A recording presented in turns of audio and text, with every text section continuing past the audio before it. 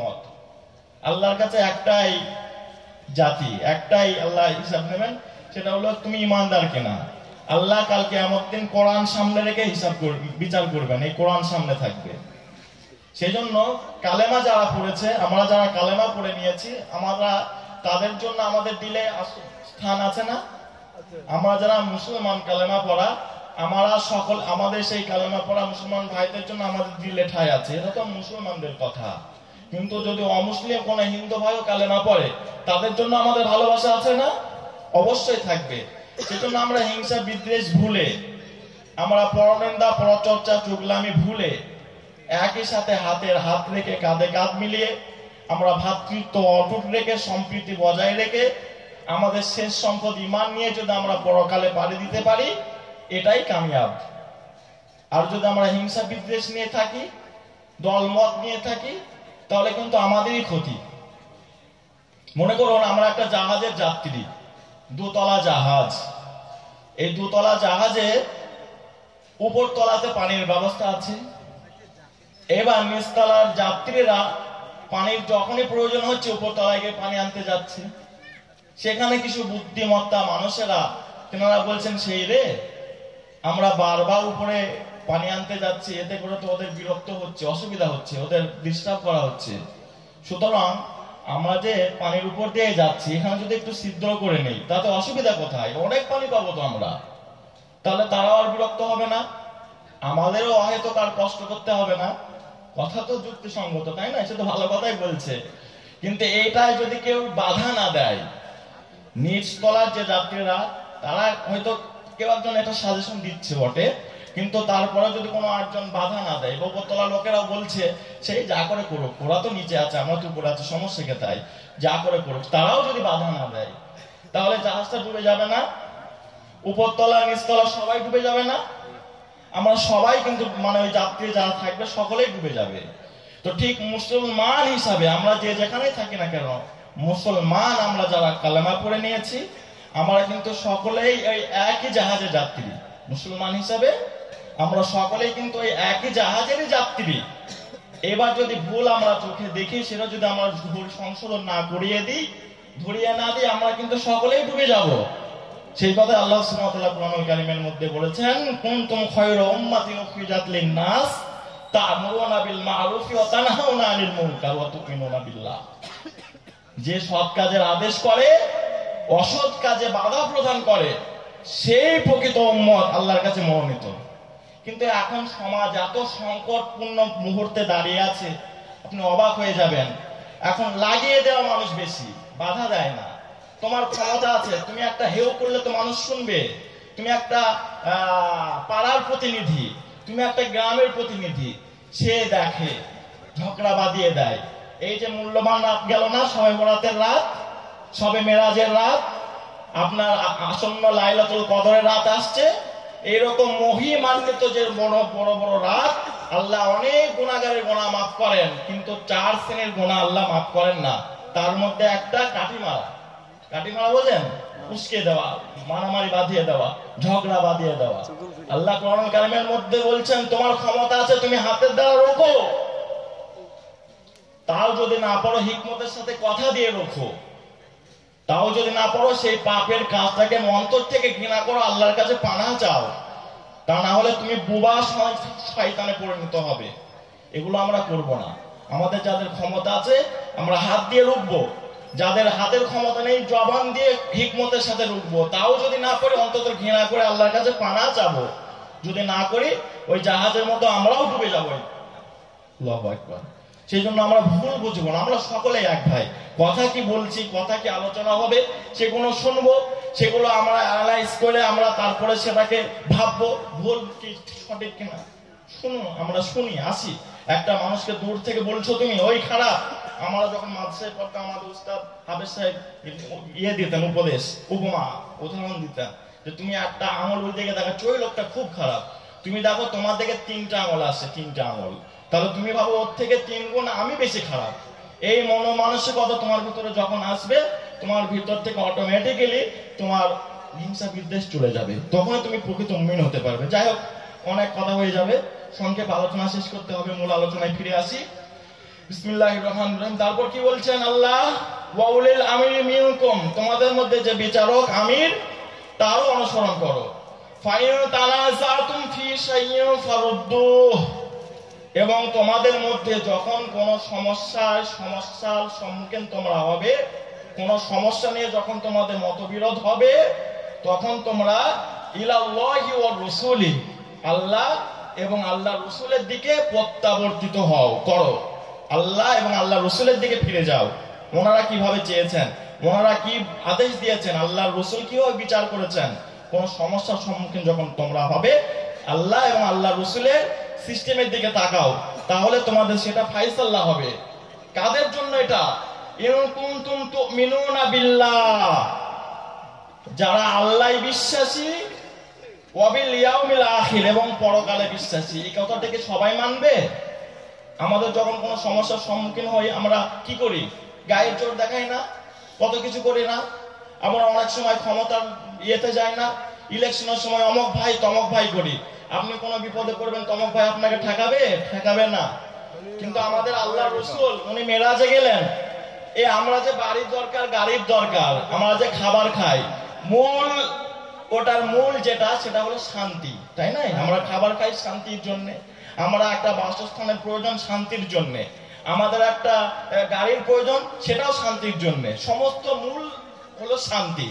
হাঁটাখাটনি করি, চাকরি করি, ব্যবসা করি, যাই করি না কেন, শান্তি মূল বস্তুটা হলো শান্তির জন্য।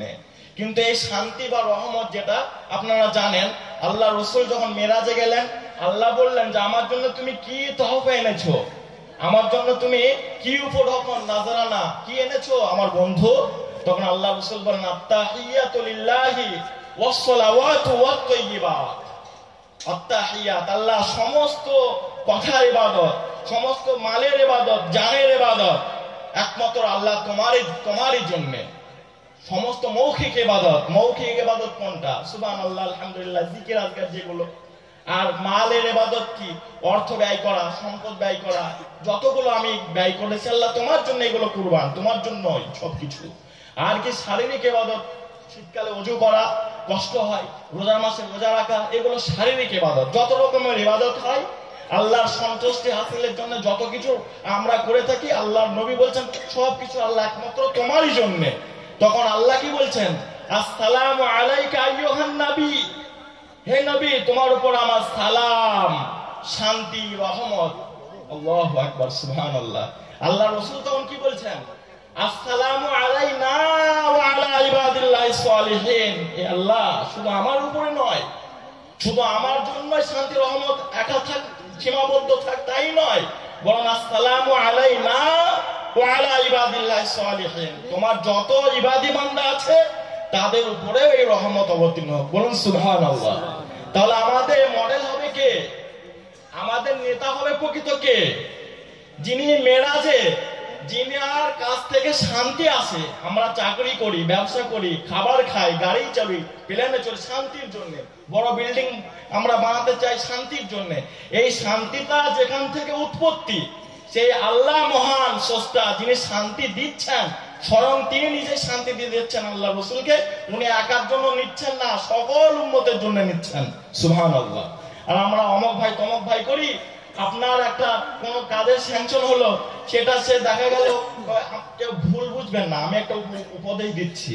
এবার সেটা ধরুন এমএলএ কোটায় কোনো একটা কাজ আসলো, সেটা দেখা গেল গ্রামের প্রধান যে সেখানে গেল, সেখানে গিয়ে দেখা যাবে যদি কোনো গ্রামের একটা কাজ, মহল্লার কাজের জন্য কিছু দেওয়া হয়, সে আগে মারার চেষ্টা করবে। কিন্তু সে জানে না যে পথের মধ্যে আমি যেটা নিয়ে আসছি সেটা লুট হয়ে যেতে পারে, অথবা আমার কোনো অ্যাক্সিডেন্ট, দুর্ঘটনায় আমি নিজে আমার পান্নাস হয়ে যেতে পারে। পারে নাকি? পারে না? পারে না? পারে তো। আমি টাকা নিয়ে আসছি, মনে করুন 50,000 কি 1 লাখ টাকা, পথের মধ্যে আমার সে টাকা চিন্তাই হয়ে যেতে পারে। অথবা আমি যে বাহনে, যে যানে চড়ে আসছি, সেই যানটা দুর্ঘটনা হয়ে যেতে পারে। তারপরেও সে সেটাকে আত্মসাৎ করে। কিন্তু যিনি মহান স্রষ্টা, তিনি যদি কাউকে রাখেন, কারো হিম্মত নেই মারার। তিনি যদি না রাখতে চান, কারো হিম্মত নেই তাকে বাঁচিয়ে রাখার। সেই মহান স্রষ্টা তিনি রহমত দিচ্ছেন, বরকত দিয়ে দিচ্ছেন আল্লাহ রাসূলকে, কিন্তু উনি একার জন্য নিচ্ছেন না। তাহলে আমাদের রোল মডেল হবে কে? আমাদের প্রকৃত নেতা হবে কার? আমরা কার জন্য আমরা আন্দোলন করব? আমাদের সংগ্রামী, আমাদের জিহাদ হবে কার জন্য? নবীর জন্য করতে হবে, আল্লাহ রসুলের জন্য করতে হবে। সেই রসুল কত মহান, সেই কথা আল্লাহ এখানে বলছেন, আতিউল্লাহ ওয়া আতিউর রসুল, আমার ইক্তেদা করো এবং আমার রসুলের অনুসরণ করো। কিন্তু আল্লাহ সূরা আরাফে আবার বলছেন, আলা লাহুল খলক ওয়াল আমর, জেনে রাখো দুনিয়ায় যা সৃষ্টি করেছি আমার, আলা লাহুল হুকমু ওয়াল আমর, এবং হুকুমত শুধু আমার, যা আমি সৃষ্টি করেছি এবং আমার নির্দেশটাই প্রযোজ্য, আমি নির্দেশ দেব। আবার কি বলছেন, আলা লাহুল খলক ওয়াল আমর, আবার আল্লাহ সুবহানাহু ওয়া তাআলা বলছেন, ইনিল হুকমু ইল্লা লিল্লাহ, হুকুমত, খবরদারি, বাদশাহী, রাজত্ব শুধু আমারই। অন্য আয়াতে আবার আল্লাহ বলছেন সবই আমারই। তাহলে এখানে কেন আল্লাহ রসুলকে উনি প্রাধান্য দিচ্ছেন? আল্লাহ রসুলকেও কেন ওনার সাথে অ্যাড করে নিচ্ছেন? আল্লাহ রসুল আল্লাহরই মনোনীত প্রকাশক, আল্লাহর ইচ্ছায় উনিও আল্লাহর সন্তুষ্টি কোন পথে হবে, কোন পথে গেলে, কিভাবে কাজ করলে আল্লাহ হাসিল হবে, আল্লাহ সন্তুষ্ট হবে, সেইগুলো মানুষের কাছে বলেছেন আল্লাহর ইচ্ছাই, তাই নাই? আল্লাহর ইচ্ছারই প্রকাশক উনি একজন, আমাদেরকে প্রকাশ করে গেছেন। সেই জন্য আল্লাহ সুবহানাহু ওয়া তাআলা ওনাকে পাওয়ার দিয়েছেন, মাইয়ুতিল্লাহ ওয়া রাসূলাহু ফাকাদ রাশাদা, ওমাই এর আয়াত আছে যে যারা রাসূলের কথা মানলো, যারা রাসূলকে মেনে নিল, সেজন্য আমাকেই মেনে নিল। বলুন সুবহানাল্লাহ। আবারও আল্লাহ অন্য কোন আয়াতে বলছেন যে রাসূল তোমাদেরকে যা বলে সেটা তোমরা মানো, রাসূল তোমাদেরকে যেটা নিষেধ করেছে সেটাকে তুমি ছেড়ে দাও। এরকম ভাবে অনেক আয়াত এসেছে। কুনতুম আমার আপনার অনেক আয়াতে এসেছে যে তোমরা যদি আমাকে ভালোবাসতে চাও ফাত্তাবিউনি, আমার ইক্তেদা করো, রাসূলকে অনুসরণ করো, এরকম কথা অনেক বলেছেন আল্লাহ। কেন বলেছেন? কত বড় ত্যাগ দেখুন। মহান স্রষ্টা একটা জিনিস দিচ্ছেন, রহমত, বরকত, যেটার জন্য আমরা পাগল পারা, তারপরেও তিনি সেটা একার জন্য নিচ্ছেন না, সমস্ত উম্মতকে ভাগ করে দিচ্ছেন। আর সেই রাসূলের প্রতিনিধি কামেল ওলি আল্লাহ, হাক্কান আঞ্জুমানের প্রতিষ্ঠাতা যিনি আজম গাছী রহমতুল্লাহ আলাইহি, উনিও সেই একই কথা বলছেন, ইলাহি রহমত জিয়াদা করো তামাম আলমের উপর। রহমত তো সব থেকে বড় জিনিস। আমরা জান্নাতেও যাবো, আল্লাহ রহমত ছাড়া কেউ জান্নাতে যেতে পারবো না।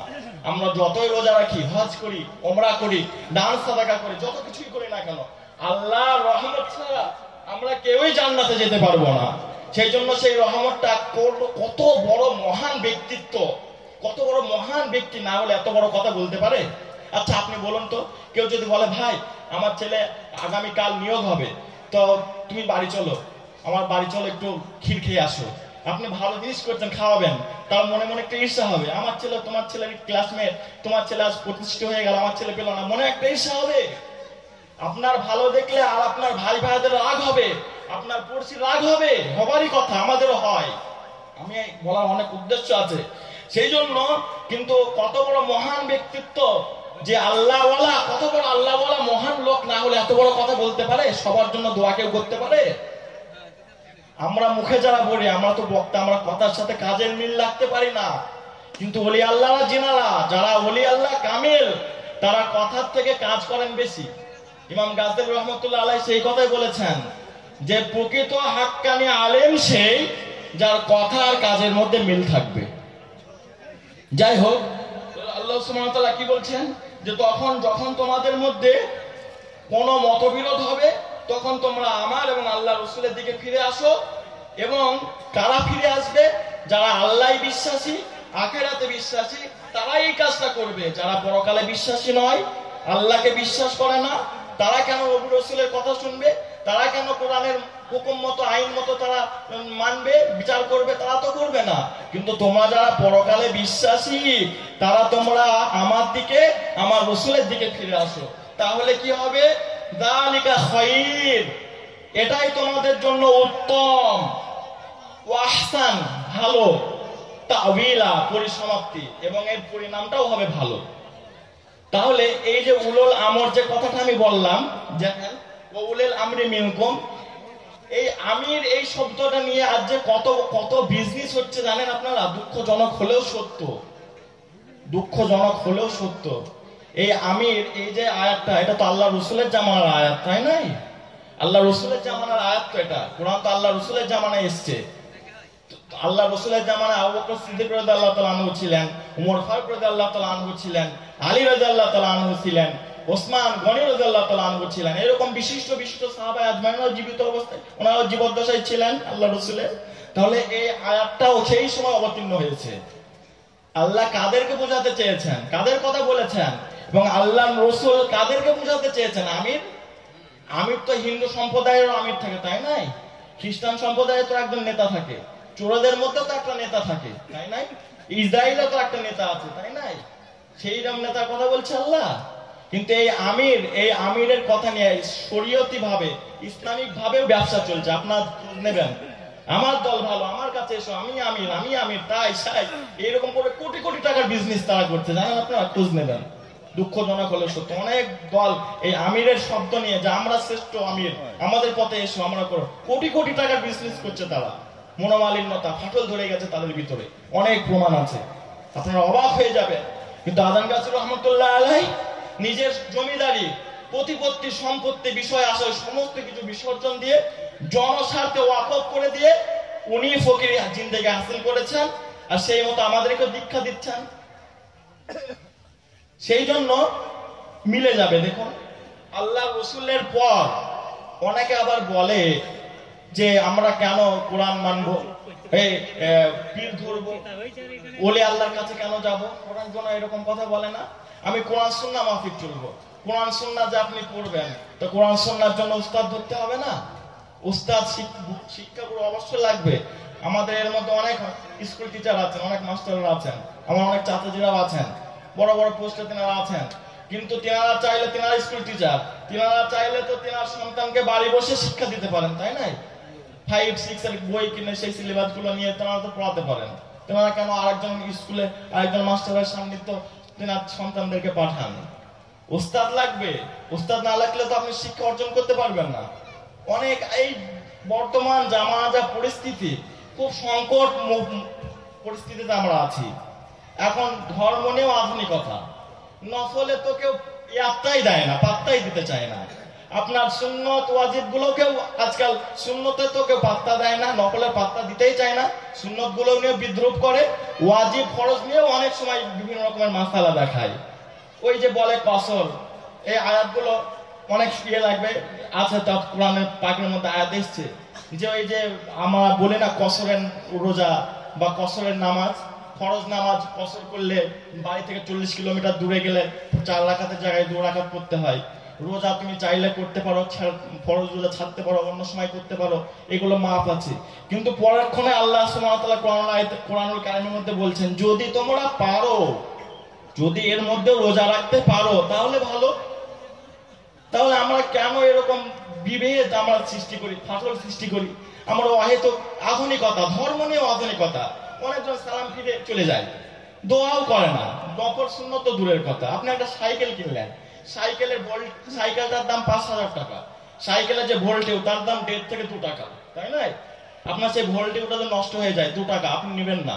ওই 2 টাকায় কি সে ভোল্টেও ছাড়া আপনি চালাতে পারবেন সাইকেল? ওকেজনাল চালাতে পারবেন না। এই নফলটা হলো এরকম, নফল বিহীন জীবন আপনার শূন্য, আপনি পরিপূর্ণ ইবাদতের স্বাদ পাবেন না। ফরজ যেগুলো সেগুলো আল্লাহ জানেন, আমি ফরজ করেছি এই জন্য আমার বান্দারা পড়তে চাইবে না, শীতকালে উঠে ওযু করতে চাইবে না, আপনার রমজান মাসে রোজা রাখতে চাইবে না, তারা আপনার যাকাত দিতে চাইবে না, ওই জন্য সেগুলো বাধ্যতামূলক করে দিয়েছেন আল্লাহ। হজ কেউ করবে কেউ ছাড়বে, কোরবানি কেউ করবে কেউ করবে না, এগুলো ওয়াজিব করে দিয়েছেন। আর সুন্নত গুলো নবীকে ভালোবেসেই করবে। নফল তো এমনি এমনি মানুষ করবে, অতিরিক্ত তাহাজ্জুদ ওযু করে 2 রাকাত নামাজ পড়বে, মসজিদে গিয়ে দখলুল মসজিদ মানুষ ভালোবেসেই পড়বে, এগুলোকে আল্লাহ নফল করে দিয়েছেন, ছাড় করে দিয়েছেন। কিন্তু সেই নফলটা আল্লাহর রেজামন্দি হাসিলের জন্য নফলের বিকল্প কিছু নেই। আপনি একটা মুদিখানার দোকানে গেলেন, দেখা গেল আপনি তেল কিনছেন, 100 গ্রাম তেল নিলেন, তেল নেওয়ার পরে দেখা গেল কি 100 গ্রাম তেল দেওয়া হলো, ওই দোকানি যখন ওই ঠোঙাটা একটু খটখট করে ঝেড়ে দেবে 2-4 ফোঁট, ওইটা আপনার ভালো লাগবে, খুশি হবেন আপনি। আমি তো 100 গ্রাম তেল কিনেছি, ওটা আমার প্রাপ্ত, অতিরিক্ত যেটা দিল খাও, সেটাই আপনি খুশি হবেন। আপনি মাঠে লেবার পাঠিয়েছেন রাই কাটতে, আপনি দেখলেন 1 বিঘা জমি 5 জন কাটবে, 5টা লেবার পাঠিয়েছেন, রাই কাটা হয়ে গেছে, তারপরে আপনি বিকালে গিয়ে দেখলেন রায় তো সুন্দরভাবে কেটেছে, তারপর দেখলেন আপনার যে বেড়া দেওয়া ছিল সেই বেড়াটাও তোলা আছে, সকালে দেখেছেন বেড়াটা পড়ে গিয়েছিল, সেই বেড়াটাও দেখেছেন শার্ট করে একটা টেকনো হেলান মানে ঠেকনো দেওয়া আছে। আপনি জিজ্ঞেস করেন বেড়াটাকে সোজা করলো, ওই যে ভাই চাচা তোমার মনীষী এসেছিল, ওরা এক ধরাধরি করে চারদিকে চারজন ধরে বেড়াতে ওই বাসটা লাগিয়ে দিয়ে চলে গেল, 2 মিনিট অতিরিক্ত। আপনি ওইটাই খুশি হবেন? ওটা তো আপনার হুকুম ছিল না, ওটা আপনার বাধ্যতামূলক ছিল না, ওই কাজটা আপনার আদেশও ছিল না, তারা অতিরিক্ত ভাবে করে দিয়ে গেছে। সেই জন্য এই নফল ওইভাবে আল্লাহর রেজামন্দে হাসিল বেশি হয়, আমরা ভুল বুঝি। এই যে আসন্ন রমজান মোবারক তারাবি 20 রাকাত তারাবি পড়তে হয় অতিরিক্ত। আমরা অনেক সময় আমাদের মানে অলসতা আলসেমি চলে আসে শরীরের মধ্যে, তাই নাই? ভালো লাগে না। কিন্তু তারপরে দেখবেন এই তারাবি যখন শেষ হয়ে যায় 1-2 সপ্তাহ খুব ভালো লাগে, খুব মন লাগে, এসে নামাজ খুব তাড়াতাড়ি শেষ হয়ে গেল। তারপরে আবারও সেই ওয়াজিব বেতের আবার 2 রাকাত সুন্নত ওয়াজিব সুন্নতে মুআক্কাদা সেগুলো পড়তে গেও গায়ে বাঁধা হয়। আমরা যারা নফল পড়ে না তারা স্বাদ পায় না। আর সমস্ত আমল নিয়মিত করতে হবে, নিয়মিত। আমরা এই শবে বরাতের রাতে সারা রাত নফল পড়লাম, ফজরের সালাত কাজা করলাম, কাজ হবে না। নিয়মিত কাজ করতে হবে, নিয়মিত ধারাবাহিকভাবে আমরা কাজ করি, ধারাবাহিকভাবে আমরা নফল ইবাদত করি। সেটা কিরকম? আমরা আওয়াবিন করি, আমরা ইশরাক করি। ম্যাক্সিমাম আমাদের কিছু কিছু পীর ভাইরা চাষ তো পড়ে থাকেন, বলুন সুবহানাল্লাহ। ওই কচ্ছপ আর খরগোশের দৌড়ের কথা শুনেছেন না? কচ্ছপ আর খরগোশ, খরগোশ আর কচ্ছপ দৌড় হচ্ছে, দৌড় হতে হতে কচ্ছপ লাফিয়ে লাফিয়ে, খরগোশ লাফিয়ে লাফিয়ে এক লাফে চলে গেল তার গন্তব্যস্থলের মিডল পর্যায়ে। সেখানে গিয়ে সে ভাবছে এই তো সে আসতে অনেক লেট হবে, আমি একটু এখানে বিশ্রাম করে নিই, আসুক না সে। দেখা গেল কি সে পর্যায়ক্রমে যেতে যেতে যেতে যেতে ঠিক জায়গায় টার্গেটের গন্তব্যে সে পৌঁছে গেল কচ্ছপ। অথচ সে ঘুম ভেঙে দেখলো যে না, সে তো আর পিছনে নেই। পরে গিয়ে দেখছে যে সেখানে সেই জায়গায় গন্তব্যে কচ্ছপ পৌঁছে গেছে। অনুরূপ ভাবে যার ধারাবাহিক ভাবে আমল থাকবে, অল্প অল্প একটু একটু করতে ঠিক গন্তব্যস্থলে জান্নাতে পৌঁছাবে ইনশাল্লাহ। আর যদি কেউ ওই রকম একদিন ইবাদত করলো, জুম্মায় শুধু জুম্মা পড়লো, আধুনিক ভাবে ধর্মকে আধুনিকতার রূপ দিল, তারা ওই একদিন ইবাদত করে মনের মধ্যে একটা অহমিকা চলে আসবে, অলসতা কাজ করবে। আজ খুব ইবাদত করে ফেললাম, আজকে আর ফজরের সালাত পড়লাম না, তাহলে সারা রাতের নফলে কোনো কাজ হলো না। সেই জন্য সমস্ত কিছু ধারাবাহিক থাকতে হবে। আমরা যারা হাক্কানি আঞ্জুমানের অনুসারী, আমরা যে আমলগুলো করি সংক্ষেপে সেগুলো আমি আপনাদেরকে শোনাচ্ছি, দেখুন আপনাদেরও ভালো লাগবে ইনশাল্লাহ। আর আমাদের পীর ভাই যারা আছেন তাদের তো আলহামদুলিল্লাহ, কেউ ভুল বুঝবেন না। হাক্কানি আঞ্জুমানে যা কিছু হয় কোরআন সুন্নাহর বাইরে কিছু হয় না। যেগুলো আমরা দেখতে পাই এগুলো আমরা বুঝি না, সেই সম্বন্ধে আমাদের জ্ঞান নেই। সেই জন্য আমরা বলি প্রকৃত যে আলেম, প্রকৃত যে মুহাদ্দিস, কোরআন সুন্নাহ কোরআন যে রিসার্চ করতে পারে, প্রকৃত হাদিস যে প্রকৃত বোঝে, সে কখনোই হাক্কানি আঞ্জুমানের কার্যকলাপের বাইরে যদিও মানতে না পারে অন্তত বিরোধিতা করবে না। আর যারা পারে না, একজন যুবক ছেলে, তুমি তো ওরা বাড়াবাড়ি করে, ইয়ে করে, নামাজ নিয়ে এত নামাজ করে, ইয়ে করে, কত রকমের প্রশ্ন করেছে, তাদের নামাজ ঠিক হয় না, এই নামাজ কিরকম করে আজান গাছটা টুকটুক করে ঠেকা যায়, ইয়ে করে তা করে। তাকে জিজ্ঞেস করা হচ্ছে তুমি নামাজ পড়ো? এরা যদিও ঠক ঠক করে নামাজ পড়ে, তুমি তো নামাজই পড়ো না। একটা কথা বলে না প্রবাদে, নেই মামার থেকে কানা মামাই ভালো। তাও তো ভালো হবে, 1 + 1 1 - 1, তোমার তো সব মাইনাস থাকছে। আর এদের 1 + 1 বা 1 - 1 এইভাবে প্লাস মাইনাস হতে হতে এটা তো কিছু না কিছু কাজ হবে ইনশাল্লাহ, আমি তোমার কথাই বলছি। সেজন্য ভুল বুঝবো না। এই যে উলুল আমরের কথা যেটা আল্লাহ বলছেন, এটা আবু বকর সিদ্দিক রাদিয়াল্লাহু তাআলা আনহু যেভাবে আমিরত্ব করেছেন, যেভাবে খেলাফত পরিচালনা করেছেন, ওই রকম আমিরের কথা বলেছেন। আবু বকর সিদ্দিক রাদিয়াল্লাহু তাআলা আনহু একদিন ক্ষুধার্ত, বাড়ি গিয়ে বলছেন বিবি কিছু নেই? বিবি কিছু পায়েস সুন্দর খাবার ওনার সামনে পরিবেশন করলেন। উনি তখন বললেন এত সুন্দর খাবার তুমি কোথায় পেলে? তখন বললেন যে আমাদের বায়তুল ফান্ড। বায়তুল ফান্ড বলতে এটা একটা সরকারি কোষাগার, সরকারি ফান্ড যাকে বলা হয়, ইসলামিক ফান্ড। ওই ফান্ড থেকে আমাদের যে ভাতা বা যে খাবার আমাদের বরাদ্দ হতো, সেই খাবার থেকে প্রত্যেকদিন আমি 1 মুঠো করে উঠিয়ে রাখতাম। সেই খাবারের কিছু অংশ আমরা বিক্রি করে আজ একটু সুন্দর খাবার বানিয়েছি। উনি তখন বললেন তাই? উনি তারপর দিন ওই বায়তুল ফান্ডে গিয়ে উনি বায়তুল ফান্ডের যিনি আপনার রক্ষতা বা বায়তুল ফান্ডের দায়িত্বে যিনি আছেন, সেই দায়িত্ববানকে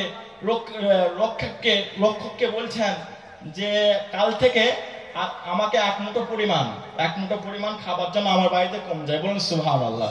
অথচ তিনি মন্ত্রী, প্রধানমন্ত্রী, ওনার নির্দেশে তখন রাষ্ট্র চলছে, তারপরে উনি এরকম করে গেছেন। আবু বকরের পর ওমর ফারুক রাদিয়াল্লাহু তাআলা যখন নেতৃত্ব দিলেন, ওনার সময় দেখা গেল কি এক জায়গায় আপনার লড়াই বেঁধে গেল। সেখানে মুসলমানদের কাছে যখন তারা নাস্তানাবুদ হয়ে গেল, তখন তারা সন্ধিতে আসতে চাইলো। সন্ধি বলতে আপনার একটা সমঝোতায় আসতে চাইলো তারা।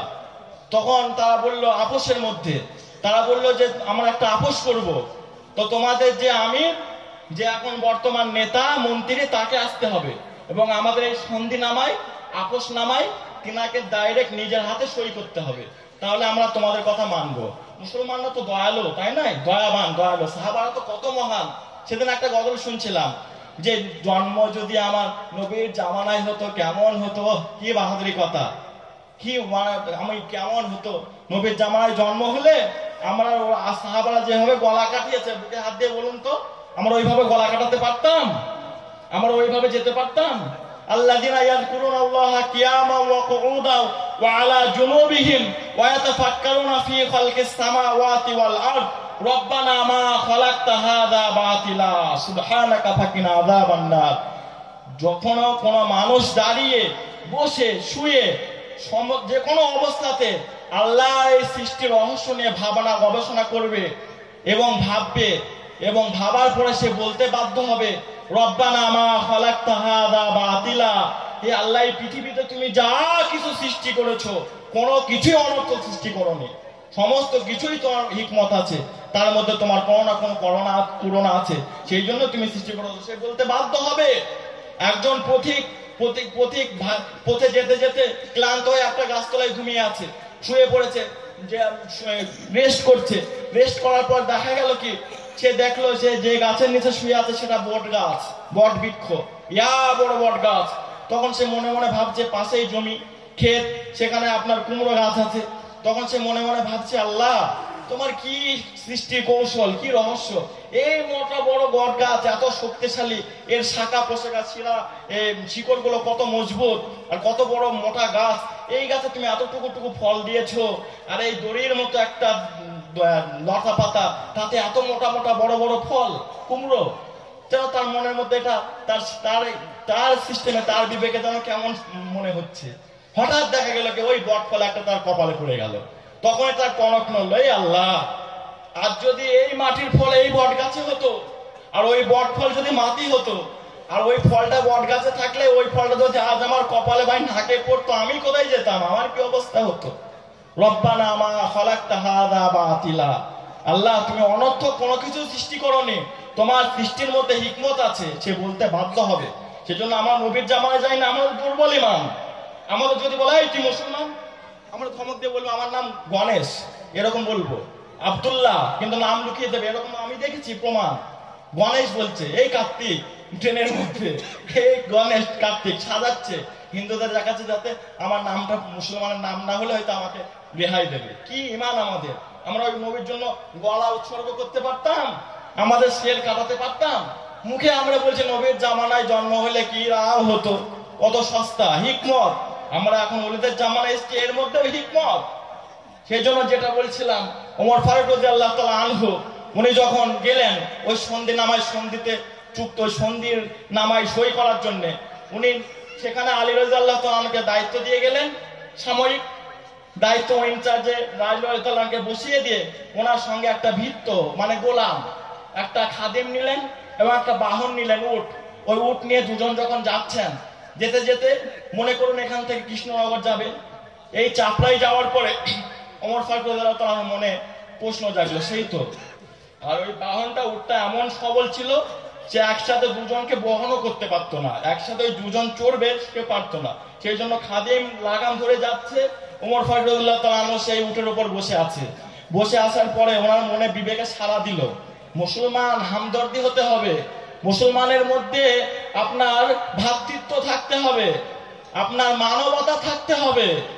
আমরা তো মানুষ নয়, আমরা মানবিকতাই হলো ধর্ম। আমরা যেটা ইবাদত করলাম, নামাজ পড়লাম, এটা ইবাদত। রমজান মাসে রোজা রাখবো, ইবাদত। দান সদকা করবে, এটা ইবাদত। কিন্তু আমরা মানুষ, মানবিকতা, মানুষের কষ্টে ছুটে আসা, এটাই হলো ধর্ম।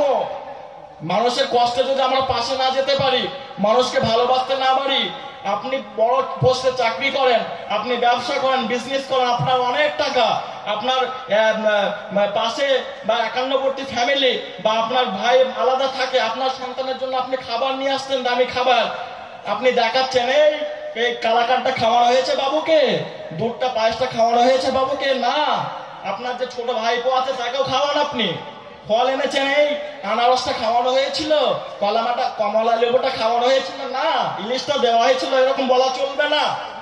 আপনি পারেন আপনার কমলা লেবু সেই ভাইয়ের জন্য, ভাইপোর জন্য আনেন।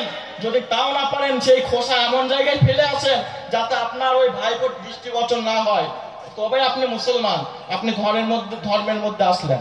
ধর্ম অত সোজা? আপনি জান্নাতে যাবেন, একটা ফলে কামড় দেবেন, আপনি পেয়ারার স্বাদ পাবেন, আর একবার কামড় দেবেন আনারসের স্বাদ পাবেন, আর একবার কামড় দেবেন আমের স্বাদ পাবেন। অত সস্তা?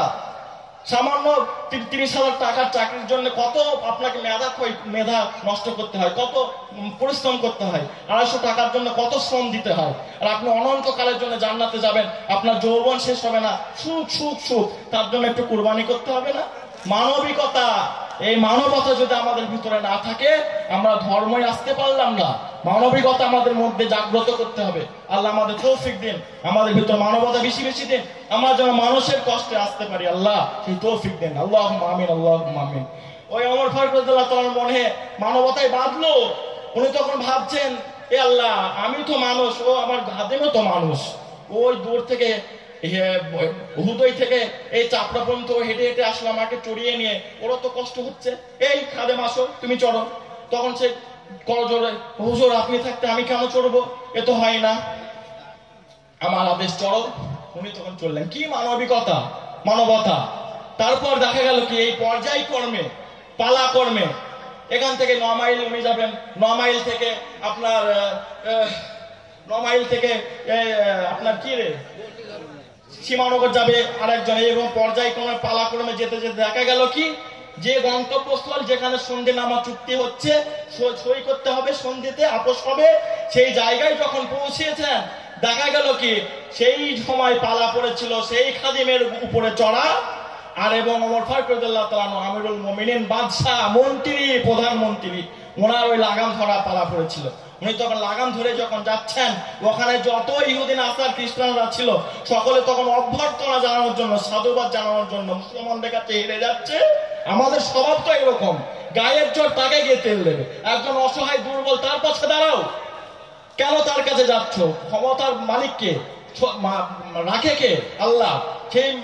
সেই অ্যাবিলিটি আমাদের ভিতর নেই বলে তো আজ আমরা লাঞ্ছিত।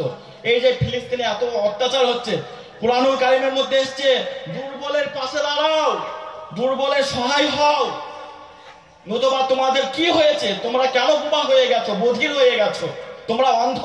তোমাদের কি হয়েছে যে দুর্বলের পাশে তোমরা দাঁড়াচ্ছ না? কুরআনুল কারীমের মধ্যে এসছে আয়াত এসছে। তো আমরা কি করি? আমরা দুর্বলের পাশে দাঁড়াই না, দুর্বলের সহায় আমরা হই না। ফিলিস্তিনে আমরা বড় বড় ক্ষমতাবান দেশ আছে, সব যেন নীরব দর্শক, সব দেখছি আমরা। কত শিশু, আমরা তো দোয়াটাও করি না, কত কষ্ট হয়, কাঁদন চলে আসে। ফুটফুটে বাচ্চা, মাসুম বাচ্চা, কি সুন্দর মিষ্টি চেহারা, তাদের দেখলে শয়তানেরও মারা হওয়ার কথা, কিন্তু এত পাষাণ্ড, তাদের মনে দয়া হচ্ছে না যারা ক্ষমতায় আছে। আচ্ছা বলুন, আপনাদের গ্রামে যদি একটা কোনো ক্ষতি, কোনো আপনার কোনো বিদ্বেষমূলক আপনার কাজ হয়, সেখানে আমি গিয়ে আক্রমণ করলে হবে? কিন্তু যে প্রধান, সে একটা কথা বললে খাটবে না, বলবে না। এখন তো সমাজে এই সংকটে আছে। তো আমিরুল মুমিনিন যখন গেলেন, ওই হেরে যাচ্ছে খ্রিস্টানরা মুমিনদের কাছে, তো ওই মিশামিশি একটা অভিনয়ের জন্য, সাধুবাদ জানানোর জন্য, অভ্যর্থনা জানানোর জন্য, ওয়েলকাম জানানোর জন্য সকলে ছুটে যাচ্ছে মিছিল নিয়ে। ওই যে উপরে যিনি বসে আছেন, উনি তখন মনে করছেন যে ইনিই মনে হয় আমিরুল মুমিনিন ওমর ফারুক রাদিয়াল্লাহু তাআলা আনহু। তখন সকলেই ওনাকে অভ্যর্থনা জানানোর জন্য, সাধুবাদ জানানোর জন্য, সবাই সম্মান জানানোর জন্য ওনার কাছে এগিয়ে যাচ্ছেন। তখন ওখানে যিনি ছিলেন খালিদ বিন ওয়ালিদ, ওখানে যিনি যুদ্ধের সেনাপতি যিনি ছিলেন, তিনি তখন বলছেন, যুগের উটের চালক যিনি, তিনি আমিরুল মুমিনিন নন। উটের বসে আছে যিনি, উনি আমিরুল মুমিনিন নন। যিনি উটের চালক রশি ধরে চালিয়ে যাচ্ছেন উনি আমিরুল মুমিনিন। সুবহানাল্লাহ। সকলে অবাক হয়ে গেল, সকলে অবাক হয়ে গেল, ইহুদি নাসারা খ্রিস্টানরা অবাক হয়ে গেল। কি আশ্চর্য! ইসলামে এত সাম্য, এত সমান অধিকার, ইসলামের মধ্যে এত শান্তিপূর্ণ এদের ভ্রাতৃত্ব, এদের সাথে যদি আমরা মিলেমিশে এক হয়ে থাকি আমাদের জন্য মঙ্গল, আমাদের ক্ষতি হবার কথা নয়। সকলেই ওনাকে সম্মান করে ওনার কাছে সন্ধিতে আবদ্ধ হয়ে সকলে মিলেমিশে বসবাস করতে লাগলো। এবং ওই দৃশ্য দেখে অনেক ইহুদি নাসারার সঙ্গে সঙ্গে ইসলামের কালেমা পড়ে বলুন আশহাদু আল্লাহ ইলাহা ইল্লাল্লাহু ওয়াহদাহু লা শারীকা লাহু ওয়া আশহাদু আন্না মুহাম্মাদান আবদুহু ওয়া রাসূলুহু। এই কালেমা পড়ে অনেক ইহুদি নাসারা ঈমানদার হয়ে গেছিলেন। বলুন সুবহানাল্লাহ। এই হলো সাম্য ইসলামের। সেই ওমর ফারুক রাদিয়াল্লাহু তাআলা আনহুর 37তম বংশধর আজান গাছী রহমাতুল্লাহ আলাইহি, ওনার সাম্য দেখেন কেমন। উনি সমস্ত কিছু বিসর্জন দিয়েছেন। একটা ছোট্টখাটো ঘরের মধ্যে থাকেন, ইটের বালিশ মাথায় দেন, কাপড় পরেন কিরকম, সাদা থান পরেন। এই আমরা যারা ভক্তরা যাই অনুসারী, আমাদেরকে ভালো খাওয়ান ওনার সাধ্য মতো। আজান গাছী রহমাতুল্লাহ আলাইহি অনেকে কত বাজে মন্তব্য করে, কোথায় টাকা পায়, কিভাবে করে, এরা নাকি খ্রিস্টানদের সাথে সাথ করেছে। নাউজুবিল্লাহ। কি আশ্চর্য! কত বড় বেয়াদবি কথা! মানুষ এত বড় নিচে নেমে যায়। এগুলো অমুসলিমরা বলে সাজে, কিন্তু মুসলমান আমরা কি করে বলি? আজান গাছী রহমতুল্লাহ আলাইহি বাগমারি কলকাতাতে এত সুন্দর সুন্দর দামি দামি জায়গা ওনার ওয়াকফ করা আছে। সেই জায়গাগুলো কোটি কোটি টাকার মূল্যের সম্পদ। সেই সম্পদগুলো সব ভাড়া খাটানো হয়, তার লভ্যাংশ। এবং স্তরে স্তরে অনেক সৎ পীর ভাইয়েরা, ওনাদের কিছু অবদান থাকে, সেই লভ্যাংশ নিয়ে কাজ চলে, জনস্বার্থে সেগুলো ব্যয় করা হয়। সুবহানাল্লাহ। এই কম্বল দিল না, খেজুর দেয়, কত তাবারক দেয়, এগুলো সেই আজান গাছী রহমতুল্লাহ আলাইহি নিদর্শন। আর ওনার কাছে গিয়ে আমরা কি শিখি? ওনার কাছে গিয়ে আমরা কি অশ্লীল কিছু শিখি? নামাজ যারা পড়ে না তারা 5 ওয়াক্ত নামাজ পড়েন। কি আশ্চর্য দেখুন তো, ট্রেনে বাসে 5 ওয়াক্ত নামাজ কায়েম করে। এটা চারটিখানি ব্যাপার নাই। এই যে কত মানুষ আসবে, কতজন খাবে, এই নিঃশর্তভাবে পীর ভাইরা আমজাম দিচ্ছেন, কর্মী ভাইরা। চারটিখানি ব্যাপার। আমাদের এই ক্যাটারারে আপনার 400 লোক খাবে, 500 লোক খাবে, 5,000 টাকা নেবে, 10,000 টাকা কন্ট্যাক্ট করবে। আর এরা রাতের পর রাত ওইভাবে কাজ করবে নিঃস্বার্থভাবে, সেখানে চলে যাবে, নিঃস্বার্থভাবে কাজ করবে। ওরা ওইভাবে মানুষকে খাওয়াবে। যারা খায় তারা রেগে যায়, যে সমস্ত ভাইয়েরা খায় তারা বিরক্ত বোধ করে, কিন্তু ওরা খাওয়াচ্ছে নিঃস্বার্থভাবে সারা রাত সারাদিন ধরে, ওরা রেগে যায় না। এই তো আজান গাছী রহমতুল্লাহ আলাইহি নিয়ামত। ওমর ফারুক রাদিয়াল্লাহু তাআলা রক্তের বংশধর, যে ওইরকম ইনসাফ, ওইরকম মানবীয়তা ওনার মধ্যে তো থাকতে হবে। সেই আজান গাছী রহমতুল্লাহ আলাইহির অনেক হিকমত আছে, যা বক্তব্য গুটিয়ে নিয়ে আসছি। তো উনি আমাদেরকে যে আমল দিয়েছেন, আমরা বিনা কাজে 5 ওয়াক্তের নামাজ পড়বো, হালাল রুজি খাবো, সুদমুক্ত জীবন করব। এই সুদে কি সমাজের উপকার হয় বলুন তো? সুদে সমাজ কলুষিত হয়ে যাচ্ছে। সুদ যদি সমাজ থেকে হটে যায়, একটা কলস মুক্ত সমাজ আমরা পেয়ে যাবো ইনশাল্লাহ। তো তুমি সুদ খেও না, তুমি বন্ধকের মধ্যে যেও না, তুমি ঘুষ খেও না। আসমানের ফেরেশতা এসে কি আপনাকে হাত ধরে মানা করবে? সেই সিস্টেম তো নেই। আমাদেরকে সতর্কতা অবলম্বন করতে হবে। আমরা যদি সকলে ঐক্য হয়ে, তুমি ভাই সুদ খাচ্ছ, তুমি নিয়মিত 5 ওয়াক্ত নামাজ পড়ো না, তোমার ইন্স্যুরেন্স আছে, সেই সময় ব্যাংকের সাথে তোমার লেনদেন আছে, সুদ ঘোষের আওতায় তুমি আসো, জমি বন্ধক আছে, অতএব তোমার বাড়ি আমরা যাবো বটে, কিন্তু দোয়া করবো, খাবো না। এরকম ভাবে যদি আমরা আপোষ করি, সেই লোক লজ্জাতে আমার বাড়ি এতগুলো মেহমান আসবে, খাবে না, তার আপোষের একটা মনে বিবেকে কান দেবে, সারা দেবে, অন্তত নামাজটা পড়া ধরবে, সুদটা ছেড়ে দেওয়ার চেষ্টা করবে। এইভাবে যদি আমরা সকলে ঐক্য হয়ে যাই, তাহলে সমাজ থেকে একদিন সুদ উঠে যাবে না, ঘুষ উঠে যাবে না। এই সুদ ঘুষের আওতায় পড়ে তো আজকে আমাদের অনেক এডুকেটেড, আমার অনেক মুসলমান ভাইয়েরা অবহেলিত। সমাজচ্যুত, তারা সমাজে মর্যাদা পায় না, সমাজে তারা অবহেলিত। আবার অনেক যুবক ভাইরা আফসোস করে, আমি শিক্ষা অর্জন করলাম, চাকরি পেলাম না। এটাও অহেতুক বোকামি। শিক্ষা মানেই কি চাকরি? তুমি মাস্টার্স কমপ্লিট করবে, তুমি এমএ বিএড কমপ্লিট করবে, তুমি বিকম পাস করবে, তুমি সায়েন্স নিয়ে পড়বে, আরো কিছু ডিগ্রি অর্জন করবে, তার মানে কি তোমাকে শুধু চাকরি করতে হবে? অন্য কোনো ব্যবসা নেই, হালাল অন্য কোনো কাজ তুমি করতে পারবে না। শিক্ষা মানে তুমি সাবলীল ভাবে চলতে পারবে এবং সমাজও তোমার দ্বারা উপকৃত হবে। এটাই মূল আপনার শিক্ষার প্রধান মূল বস্তু। এটা চাকরি শিক্ষার মূল বস্তু নয়। আমরা এরকম মনকে ভাঙবো না। দুনিয়ার বুকে এমন কোন বিচরণশীল প্রাণী নেই যা রিজিকের দায়িত্ব আমি নিইনি। আল্লাহ নিজে বলছেন 12 পারার প্রথম লাইনে প্রথম আয়াত, ওমা মিন দাব্বাতিন ফিল আরদি ইল্লা আলাল্লাহি রিজকুহা। ওই জন্য আমরা কেউ দুঃখ করব না। এই সুদ ঘুষ যদি আমরা ছেড়ে দিই ইনশাল্লাহ আমাদের সমাজ হবে কলস মুক্ত, আমরা একটা সুন্দর সমাজে বাস করতে পারবো। আপনার কর্জে হাসানা, কর্জন হাসানা, সূরা মুজাম্মিল আল্লাহ সুবহানাহু ওয়া তাআলা বলছেন কর্জ দাও। হাসানা মানে আপনার কাউকে ধার দেওয়া, তাকে ধার দিয়ে একটু সময় দেওয়া, এটা অনেক সওয়াবের কাজ। কিন্তু অনেক ভাই আছে ধার নিলে শোধ করতে চাইবে না, এবং অনেক ভাই ধার দিতেও চায় না, এগুলোও ঠিক নয়। সব দিক দিয়ে আমাদের সামঞ্জস্য ঠিক রাখতে হবে, ভ্রাতৃত্ব ঠিক রাখতে হবে। এই ভ্রাতৃত্বটাই হলো ধর্মের মূল বস্তু। যাই হোক, আমাদের আজম গাছুর রহমতুল্লাহ আলাইহির মন সবক হলো বিনা কাজে 5 ওয়াক্তের নামাজ, হালাল রুজি, সাধ্য মতো পরেশগারি, আর কোরআনের ওজিফা। কোরআনের ওজিফায় আমরা কি পড়ি? সূরা ফাতিহা পড়ি, সূরা ইখলাস পড়ি, ফালাক পড়ি, নাস পড়ি। আর হাদিস থেকে বিশিষ্ট বিশিষ্ট কিছু দোয়া আমরা পড়ি, কিছু জিকির আমরা করি, দোয়া পড়ি। সেগুলো পড়লে কি হবে? আল্লাহ রাসূল একদিন বলছেন ঘুমাতে যাওয়ার পূর্বে 1 খতম 4000 দিনার সাদকা না করে ঘুমাতে যেও না। 1 খতম কোরআন না পড়ে ঘুমাতে যেও না। জান্নাতের মূল্য না চুকিয়ে ঘুমাতে যেও না। পরস্পরের বিবাদ না মিটিয়ে ঘুমাতে যেও না। 1 হজের সওয়াব না নিয়ে তোমরা ঘুমাতে যেও না। আলী রাদিয়াল্লাহু তখন বলছেন আল্লাহ রাসূল এত বড় দাম 4000 দিনার সাদকা আমরা কিভাবে করব? 1 খতম কোরআন আমরা কিভাবে তেলাওয়াত করব? এটা আমাদের জন্য খুবই কষ্টকর। তখন আল্লাহ রাসূল বললেন 4 বার সূরা ফাতিহা তেলাওয়াত করলে 4000 দিনার সাদকার সওয়াব হয়ে যায়, বলুন সুবহানাল্লাহ। 3 বার সূরা ইখলাস পাঠ করলে 1 খতম কোরআন শরীফের তেলাওয়াত হয়ে যায়, বলুন সুবহানাল্লাহ। 3 বার দরুদ শরীফ পাঠ করলে জান্নাতের মূল্য চুকানো হয়ে যায়, বলুন সুবহানাল্লাহ। আর যদি কেউ বলছে 10 বার ইস্তেগফার করে পরস্পরের দ্বন্দ্ব মেটানোর সওয়াব সে পেয়ে যায়, এটা খুব ইম্পর্টেন্ট একটা প্রশ্ন, এটা বলে আমি নাম ইনশাআল্লাহ। আল্লাহ রাসূল একদিন খুব খুশি খুশি মনে আছেন, আল ফাতেমা রাদিয়াল্লাহু আনহাকে বলছেন আজকে তুমি আমার সাথে যা চাইবে আমি তাই তোমাকে দেব। হ্যাঁ, এটা শেষ একটুখানি বলে দিই। এই জন্য আমাদের ভ্রাতৃত্ব রাখতে হবে। ভ্রাতৃত্ব